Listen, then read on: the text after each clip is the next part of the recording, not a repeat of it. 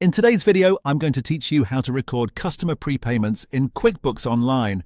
If a customer gives you money before you've created an invoice, QuickBooks Online makes it fairly simple to track that payment correctly. This is useful because it helps you keep your books organized and ensures that the prepayment is available later as a credit when you're ready to apply it to an invoice. To get started, go to the top left corner of QuickBooks Online and click the plus icon. This is the main shortcut menu where you can quickly access common transactions. Once that menu opens, select Receive Payment. This is the option you'll use to enter the money you've received from the customer, even if there isn't an invoice created yet. Next, enter the payment details carefully.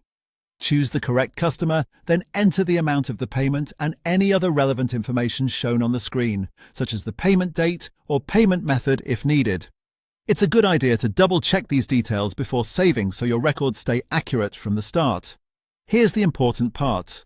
If the customer you selected does not currently have any open invoices, QuickBooks will automatically save that payment as a credit on the customer's account. That means the money is not lost, and it won't be applied incorrectly.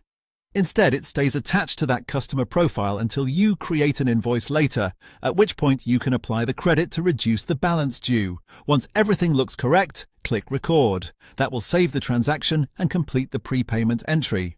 After that, you're all set. This process is a simple way to handle customer deposits or advance payments without creating unnecessary workarounds. Just remember that the payment is stored as a credit when no invoice exists, so later on, when you bill the customer, you can apply that credit instead of asking them to pay again. And that's it. That's how to record customer prepayments in QuickBooks Online.